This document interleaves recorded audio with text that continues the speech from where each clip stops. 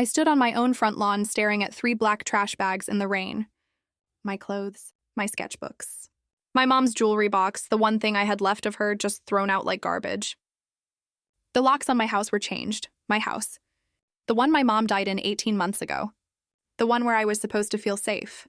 I tried my key 3 times before I realized what was happening. Through the living room window, I could see her, my dad's new wife Monica, laughing with her daughter Brittany. They were measuring my bedroom. The room where my mom used to read to me every night. Where she held me when the cancer got bad. Where she whispered something to me 2 weeks before she died. Something I didn't understand then. Something that would destroy them all. My dad's car was in the driveway. He was home, he knew. He let this happen. How does a father choose a woman he's known for 8 months over his own daughter? How does he let her throw away every memory of the woman he promised to love forever? If this story already touches your heart, please subscribe and stay with me to hear what happened next. Drop a comment telling me where you're watching from. You might feel less alone in your own struggles. My name is Alexis Morgan, but everyone calls me Lexi. I'm 16 years old, and I'm a junior at Riverside High School. 18 months ago, I had a normal life. I had a mom who made me chocolate chip pancakes every Sunday. I had a dad who taught me how to ride a bike and helped me with my math homework. I had a house full of light and laughter and love. I was planning to study graphic design at NYU. I had dreams. Then my mom got sick. It happened fast. Stage 4 pancreatic cancer. 6 months from diagnosis to the end. I watched my beautiful, strong, vibrant mom turn into someone I barely recognized. But even at the end, even when she could barely speak, she was still my mom. She still smiled when I showed her my art. She still told me she loved me every single day. She still held my hand. 2 weeks before she died, she was having one of her good days. I was lying next to her in her hospital bed at home, and she pulled me close. Her voice was so quiet I had to lean in to hear her. "Lexi, baby, I need you to remember something," she whispered. Her hand was so thin, so fragile. The house. I made sure. It's in a trust. Your name and mine, 50-50. Your father can't sell it. Your father can't change it. Not without your signature. Do you understand? When you're 18, it's yours to control. No matter what he says. No matter who he... She started coughing and couldn't finish. I didn't really understand what she meant then. I was too scared of losing her. I just nodded and told her I loved her. I thought she was just worried about me having a place to live. I thought she was being paranoid. She died 12 days later. I held her hand and watched her take her last breath, and my entire world ended. My dad fell apart. For about 2 weeks, he cried constantly. He couldn't work. He couldn't function. I had to plan the funeral with my Aunt Rachel because he couldn't get out of bed. I was 15 years old and I was planning my mother's funeral. I picked out her casket. I chose the flowers she would have wanted. I wrote her eulogy because my dad couldn't speak. Then suddenly he stopped crying.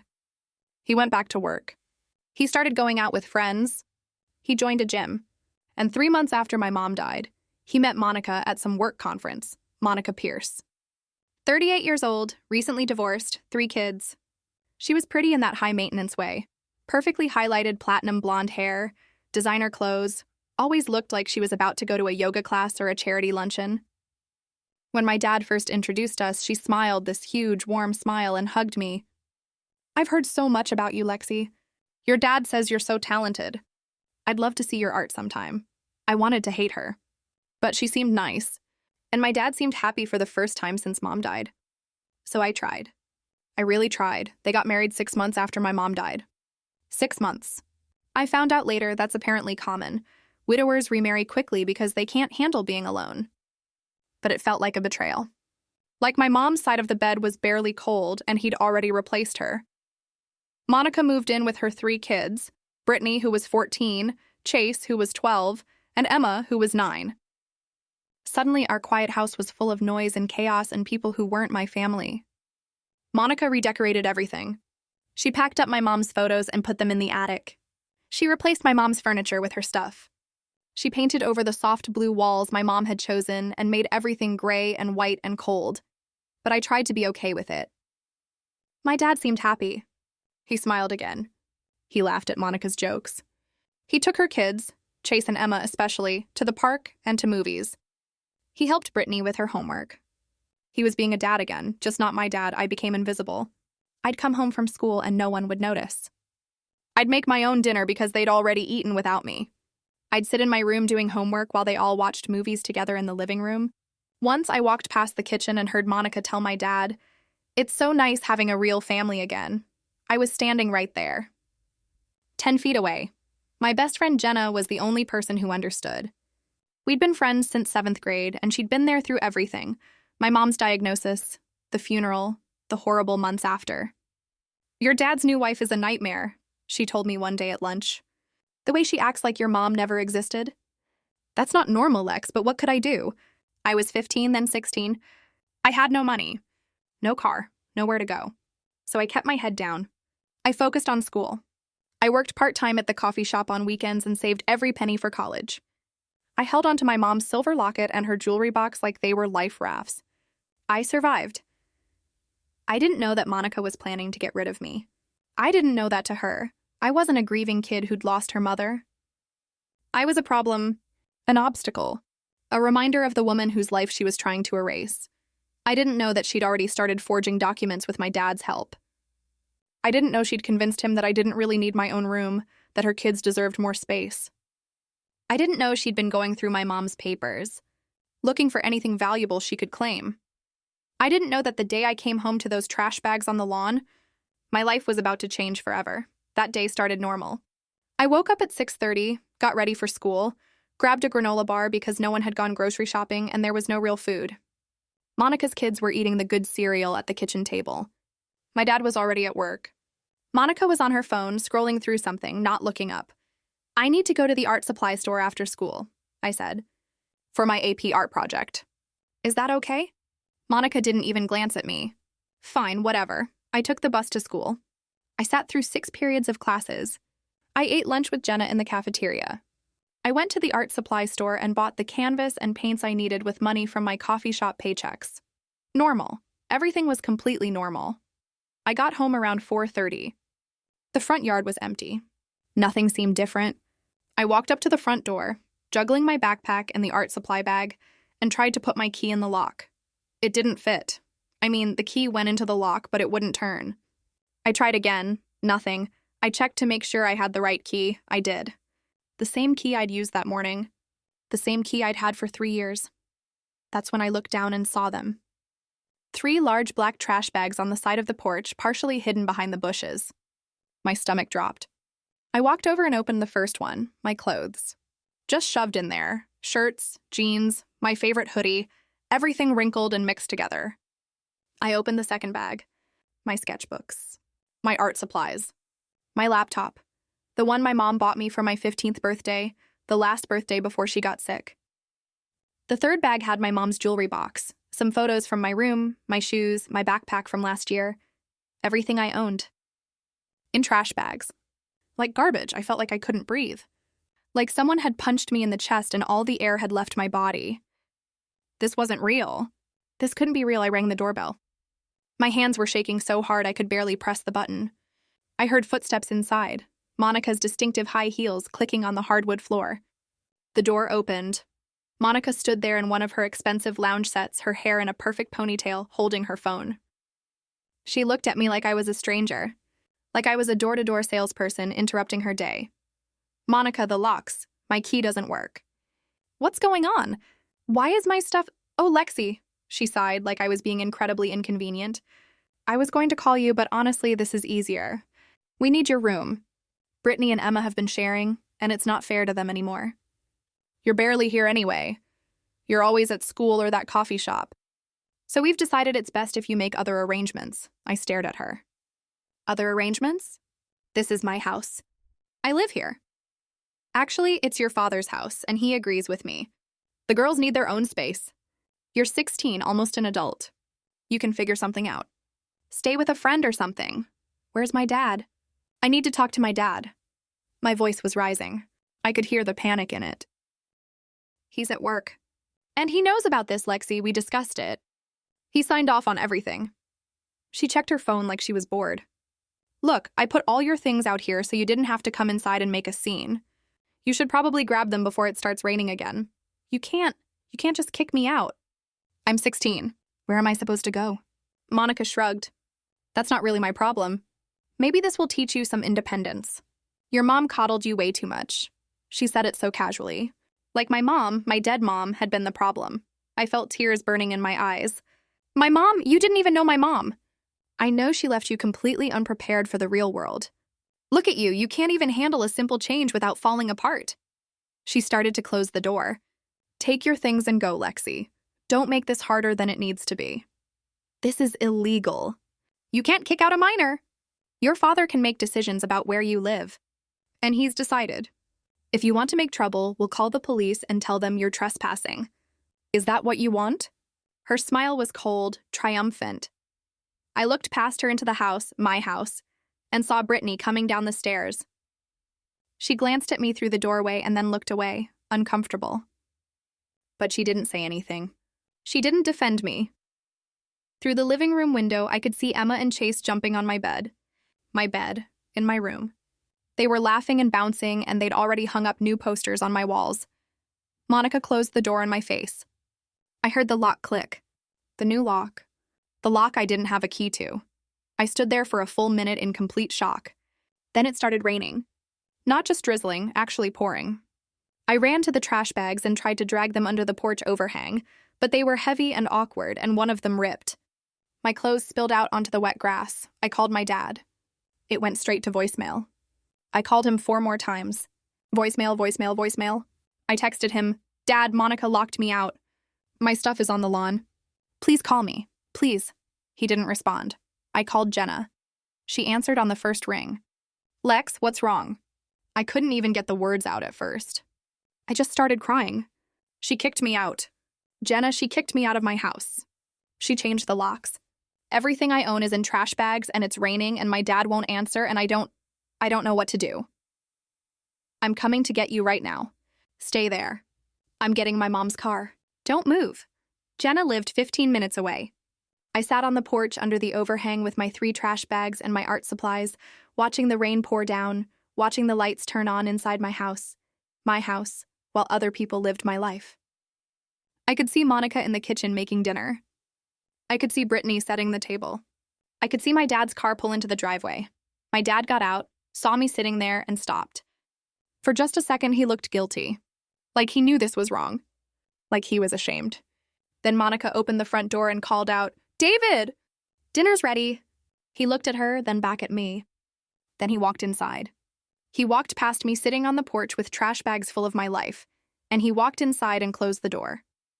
That was the moment I realized my father was gone. The man who taught me to ride a bike, who called me his little artist, who promised my mom he'd always take care of me, that man didn't exist anymore. Monica had erased him just like she'd erased my mom. Jenna pulled up 20 minutes later. She jumped out of her mom's Honda and ran through the rain to help me load the trash bags into the trunk. She didn't ask questions. She didn't say, I told you so, even though she had every right to. She just hugged me while I sobbed and said, You're staying with us. Come on, that night I slept on Jenna's couch. Her mom, Mrs. Martinez, was horrified when she heard what happened. That's child abandonment. That's illegal. We need to call someone, but who could we call? My dad was my legal guardian. If I reported this, they'd put me in foster care. At 16, no one was going to adopt me. I'd end up in a group home or with strangers who were just doing it for the money. At least with Jenna's family, I was safe. I was with people who cared about me. My dad finally texted me back at 10:30 that night. Monica is right. You need to learn independence. This is for the best. We'll talk when you're ready to be mature about this. I stared at that text for an hour. He didn't ask where I was sleeping. He didn't ask if I was safe. He didn't apologize. He blamed me. He called me immature for being upset that I was made homeless at 16. I cried myself to sleep that night on Jenna's couch, clutching my mom's jewelry box. And that's when I remembered what my mom had whispered to me in the hospital. The house. The trust, 50-50, my signature. I sat up so fast I almost fell off the couch. My mom had put the house in a trust. My name and hers. My dad couldn't sell it without my signature, which meant he couldn't give it to Monica. Which meant, oh my God, the house was half mine. Legally mine. And Monica had just illegally evicted a part owner. Monica had just made the biggest mistake of her life. The next morning, I didn't go to school. Jenna's mom called me in sick and we went to see my mom's lawyer instead. Well, technically my mom's former lawyer because she'd retired a year ago. But Mrs. Martinez found her contact information in my mom's papers I'd saved in my laptop bag, including a folder labeled Important Documents, Lexi, Margaret Chen. I remembered her from when my mom was making her will. She was this sharp, elegant woman in her 60s with silver hair and kind eyes. She'd been at my mom's funeral. She'd hugged me and told me if I ever needed anything at all, to call her. I called her. She told us to come to her house immediately.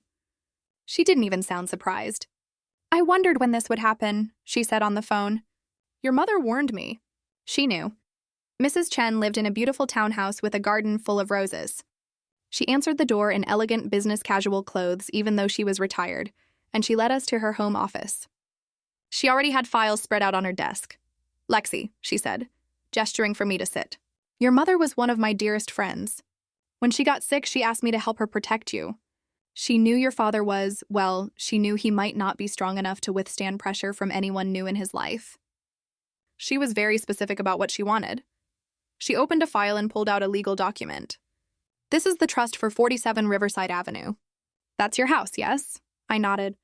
When your mother inherited that house from her parents, she put it in a trust, the Morgan Family Trust. The beneficiaries are listed as Sarah Ann Morgan and Alexis Rose Morgan, 50% each. Your father lives there, but he has no ownership claim. He cannot sell it. He cannot mortgage it. He cannot transfer it. Not without your signature as co-owner.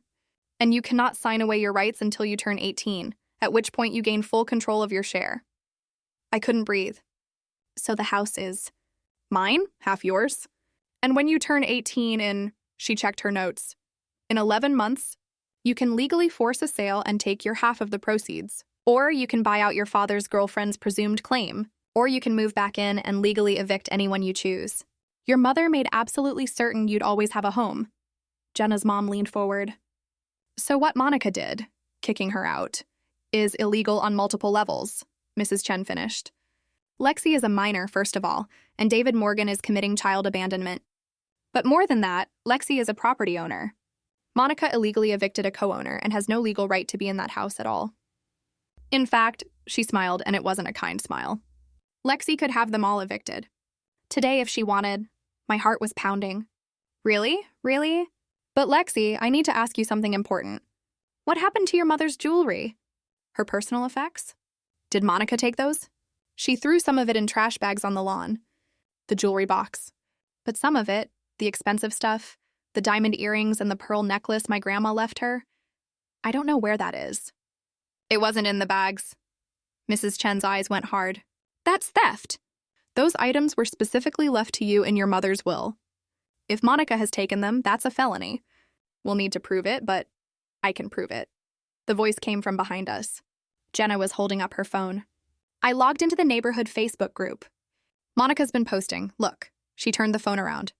There was a post from Monica from 2 days ago. Spring cleaning? Selling some beautiful estate jewelry. DM me for details. The photo showed my mom's pearls, my grandma's diamond earrings, my mom's sapphire ring estate jewelry, like my mom was some dead stranger whose stuff Monica had found at a yard sale. She was selling my inheritance. Mrs. Chen took a photo of Jenna's phone screen. That's evidence of theft. Combined with the illegal eviction, we have a strong case. But Lexi, I need to warn you, going after them legally will be hard. Your father is going to fight this. Monica will make you out to be a troubled teen. They'll try to gaslight you and everyone else. Are you prepared for that? I thought about my dad walking past me on that porch, about Monica's cold smile, about my mom holding my hand and making me promise to remember. Yes, I said. I'm ready. Mrs. Chen worked fast. By that afternoon, she'd filed for an emergency hearing and contacted CPS about my dad's abandonment. She sent a formal cease and desist letter to Monica, informing her that she was occupying property illegally and demanding the return of all stolen items. She even contacted the police about the jewelry theft. My dad called me that evening. Not to apologize. To yell, "What the hell are you doing, Lexi? Some lawyer is threatening to sue us? Accusing Monica of theft? Are you insane? You threw me out, Dad. You let her throw me out with trash bags. You walked right past me. You're being dramatic. We just needed you to spend some time somewhere else while we figured out the space situation." You're making this into some huge, the house is mine, Dad. Mom left it to me. Half of it is legally mine, and you and Monica illegally evicted me. So yeah, I got a lawyer. There was silence. Then who told you that? That's not, your mother wouldn't. Mom knew exactly what she was doing.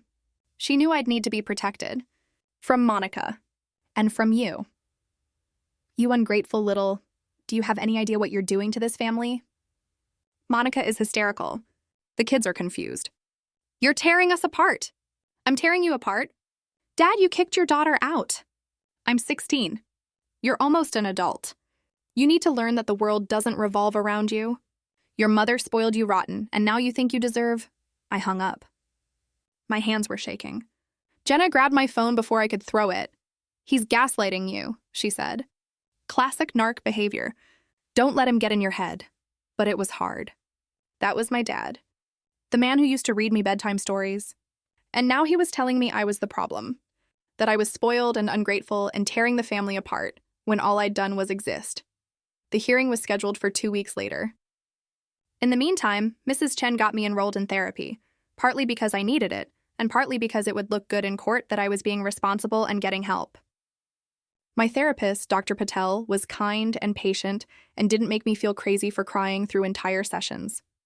What your father did is called emotional abandonment, she told me. When a parent remarries and essentially erases their previous family, that's deeply traumatic for the child. You're grieving 2 losses, your mother's death and your father's betrayal. That's not being dramatic. That's being human. I stayed with Jenna's family. Mrs. Martinez made it clear I could stay as long as I needed, but I felt guilty taking up their space. I tried to be helpful. I did dishes, I cleaned, I offered to pay rent with my coffee shop money. Mrs. Martinez wouldn't hear it. Your family, Lexi. Family takes care of each other. Meanwhile, Monica was spiraling on social media. She posted long rants about ungrateful stepchildren and teens who manipulate the system. She claimed I'd stolen items from the house. I hadn't, and that I was a troubled youth who'd been threatening the family. I definitely hadn't. Her friends rallied around her in the comments, "You're so brave for taking her in at all." Blended families are so hard. Some kids are just born bad. I watched it all and felt sick. She was rewriting history in real time, making herself the victim and me the villain. But then something unexpected happened. People who'd actually known my mom started commenting, "Sarah would be heartbroken to see what you've done to her daughter." I remember when Sarah was sick and all. She talked about was making sure Lexi would be okay. This is disgusting. You moved into a dead woman's house, erased her memory, and kicked out her orphaned child. You're not the victim here. Monica deleted the post within an hour. But screenshots lived forever. Jenna's mom made sure of that. The evidence kept piling up. Mrs. Chen discovered that Monica had been forging documents, trying to get my dad to sign papers that would remove me from the trust. She'd lied to him about what the papers said, telling him they were just updating beneficiary information. My dad, who signed things without reading them because Monica told him to, had almost given away my inheritance. We found texts between Monica and my dad from 6 months ago, right after they got married. "When does the house transfer to your name?" she'd asked. "The trust is complicated," he'd replied. "Sarah set it up so Lexi gets half when she turns 18. I don't know if we can change it." "Well, we need to. I'm not living in a house that's partially owned by a teenager.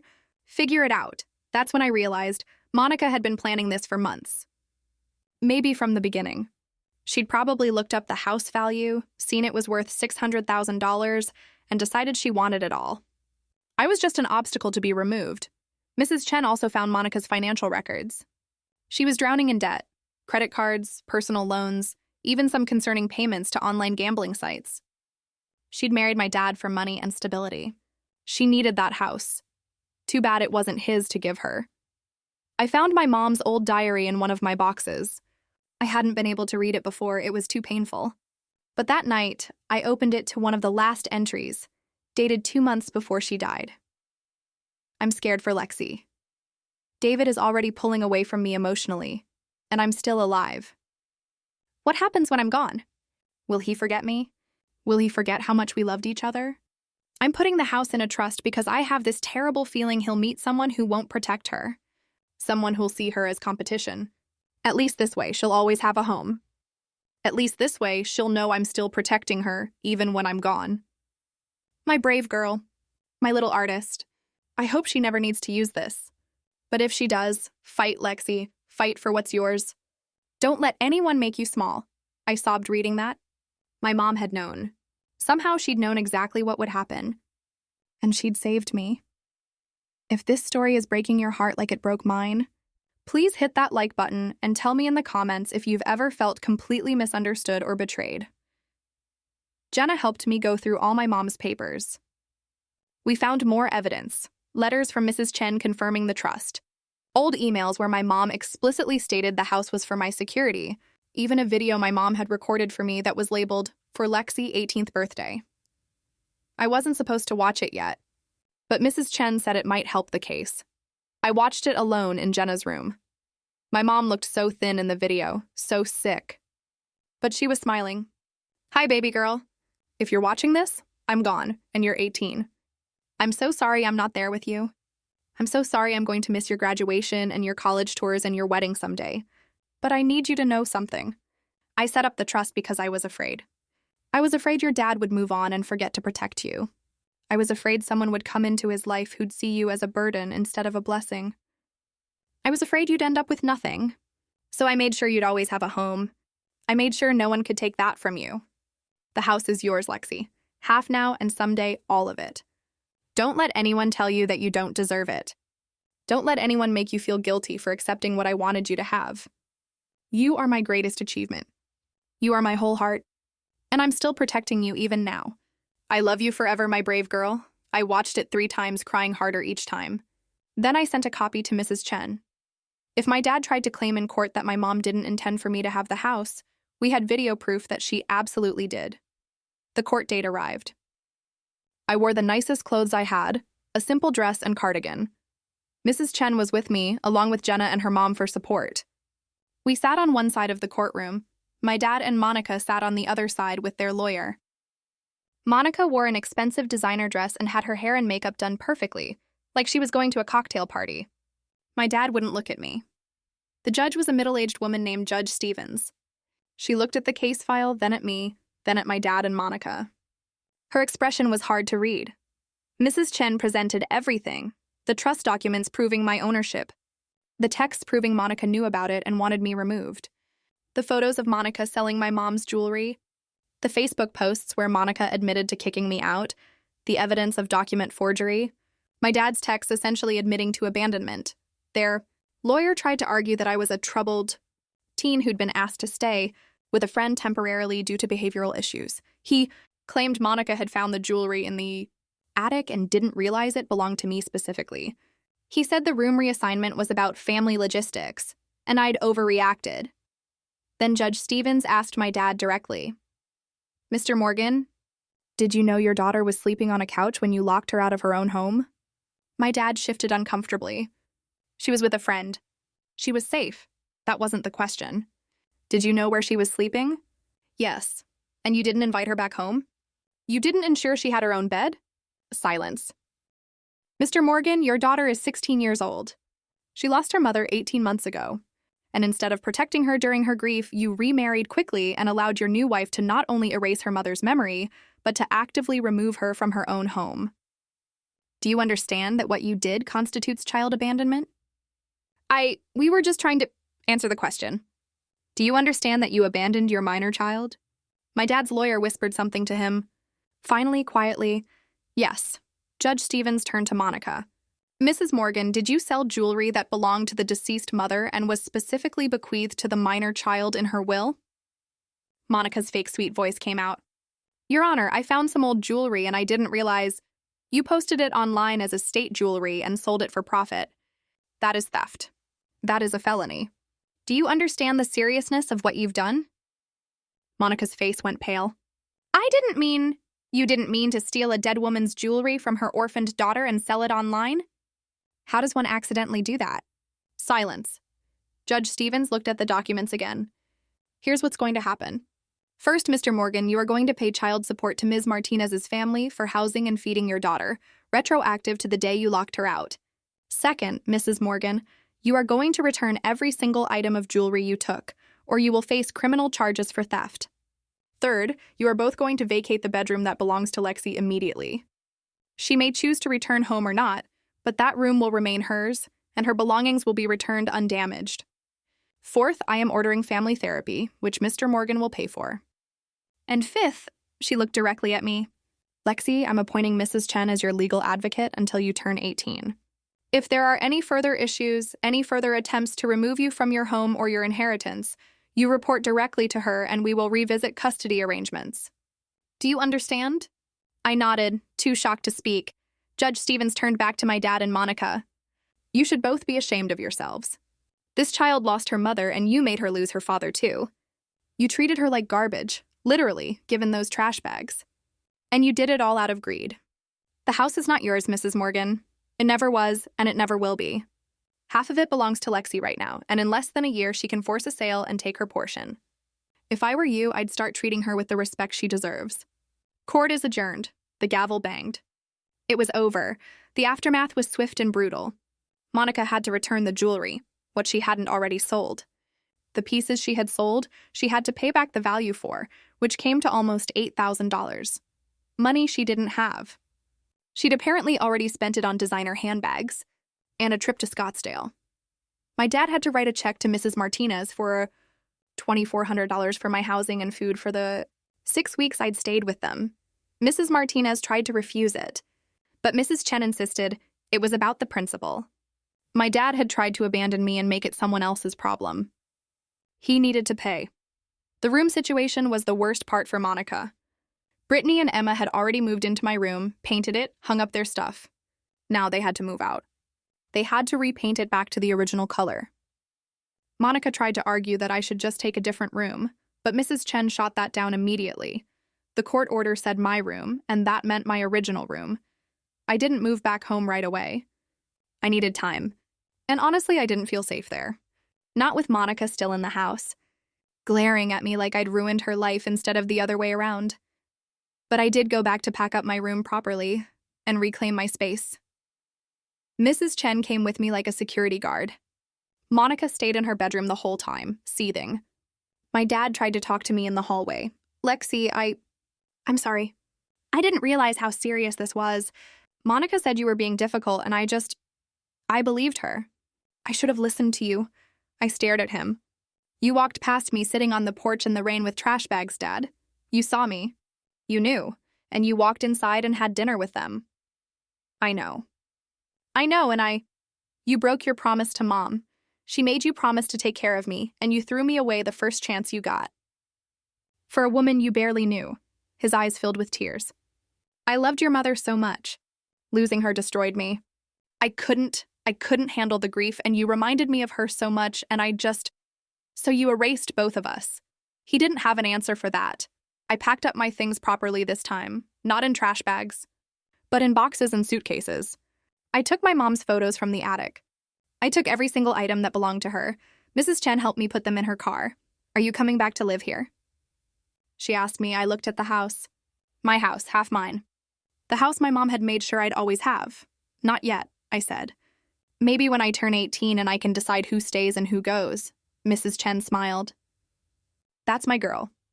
I stayed with Jenna's family for 2 more months. My dad paid child support every week. He tried to text me sometimes, awkward attempts at conversation that I mostly ignored. Monica stopped speaking to me entirely, which was fine by me. Then something interesting happened. Monica's ex-husband, the father of Brittany, Chase, and Emma, heard about what had happened. He'd apparently been trying to get more custody of his kids for a while, but Monica had fought him. Now, he filed for emergency custody, arguing that Monica's treatment of me showed she was an unfit parent. The custody battle got ugly. Monica's financial problems came out, the gambling, the debt, the fact that she'd sold stolen jewelry to pay for personal luxuries. The judge ruled in the ex-husband's favor. The kids moved out to live with their dad full-time. Suddenly, Monica's perfect blended family fantasy was gone. It was just her and my dad in that big house, the house that was half mine. My dad called me one evening, 3 months after the court case. Lexi, I need to talk to you about something. Can we meet for coffee? I agreed mostly because I was curious. We met at a Starbucks near Jenna's house. He looked terrible, like he'd aged 5 years and 3 months.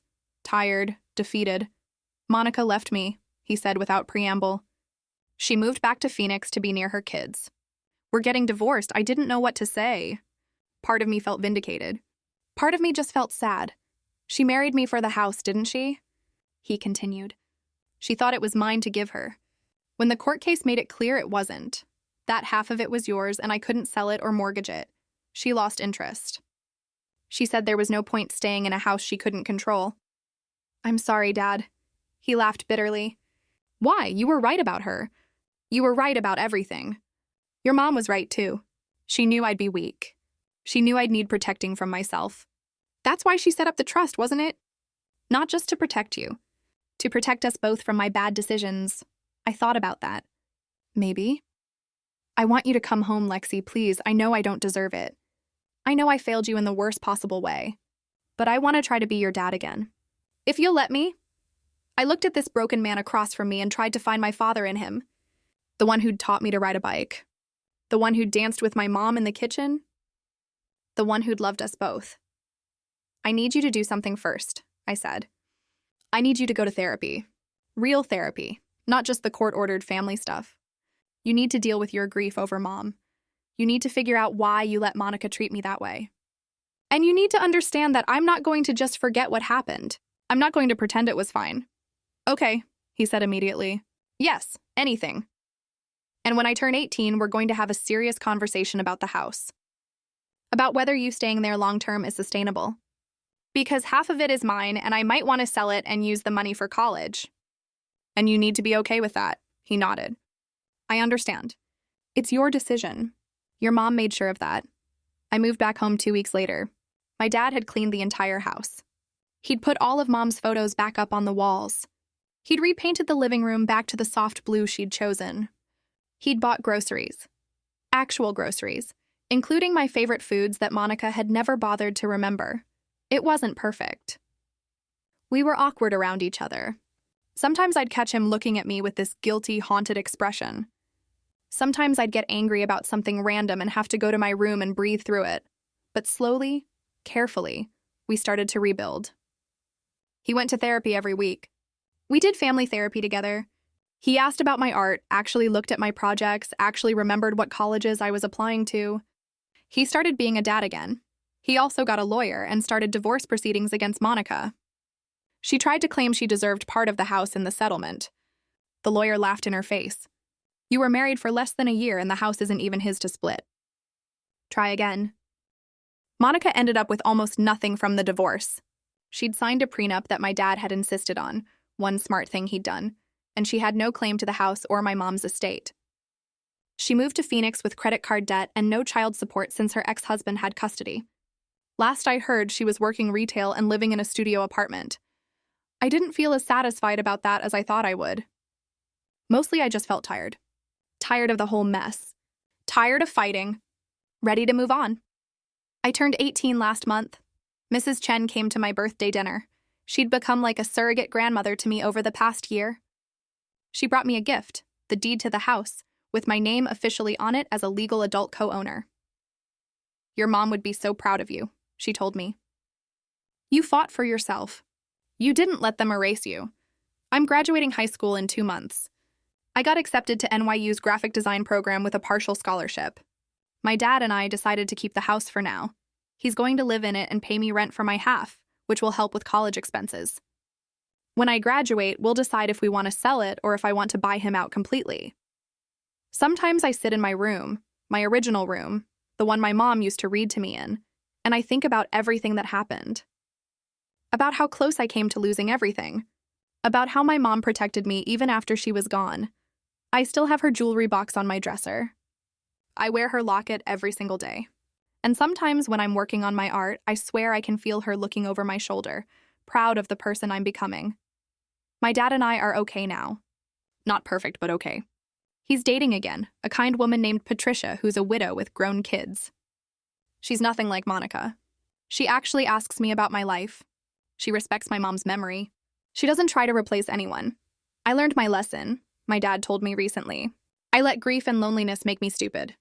I let someone manipulate me into betraying my own daughter. I'll never do that again, I believe him. Mostly because he's proven it. He shows up now, He keeps his promises.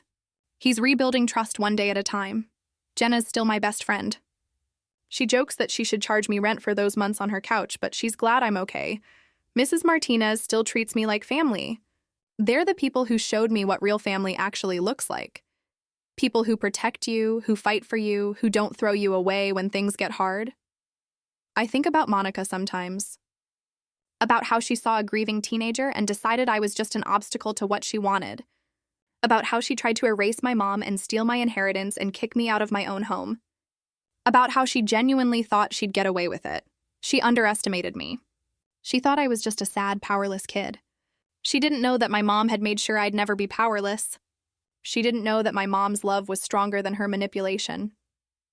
Looking back now, I realize that grief makes people do terrible things. My dad's grief made him weak and desperate. My grief made me fight harder than I ever thought I could. And Monica?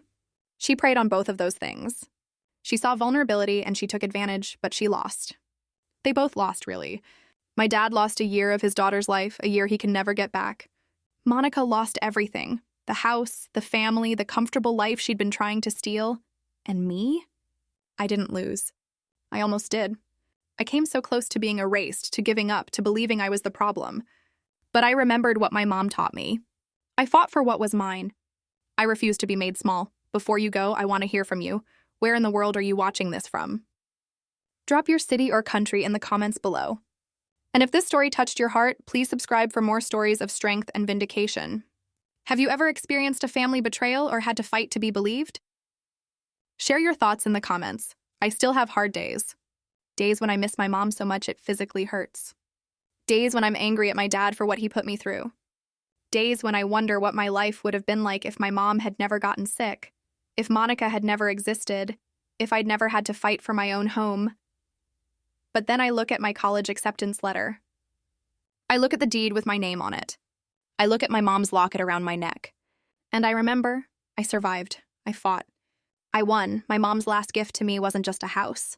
It was the knowledge that I'm worth protecting. That I deserve to take up space. That I don't have to accept mistreatment just because it comes from family. She taught me that love means action, not just words. And she gave me the tools to protect myself even when she couldn't be there to do it herself. So yeah, my dad let his new wife kick me out at 16. They tried to steal everything I had left of my mom. They tried to make me homeless and powerless and small. What I did next? I took back everything they stole. My home, my inheritance, my power, my life, and I learned that sometimes the people who are supposed to protect you are the ones you have to protect yourself from. But I also learned that it's never too late to find your own voice and fight for what's yours. Have you ever had to choose between keeping the peace and standing up for yourself? What would you have done in my place? The stories shared on this channel are entirely fictional and created solely for entertainment purposes. We believe in supporting young people and treating all family members with love and respect. These stories are meant to inspire reflection on family relationships and the importance of compassion and truth. Any resemblance to real people, events, or families is purely coincidental and unintentional. These narratives carry no specific cultural, political, or religious implications.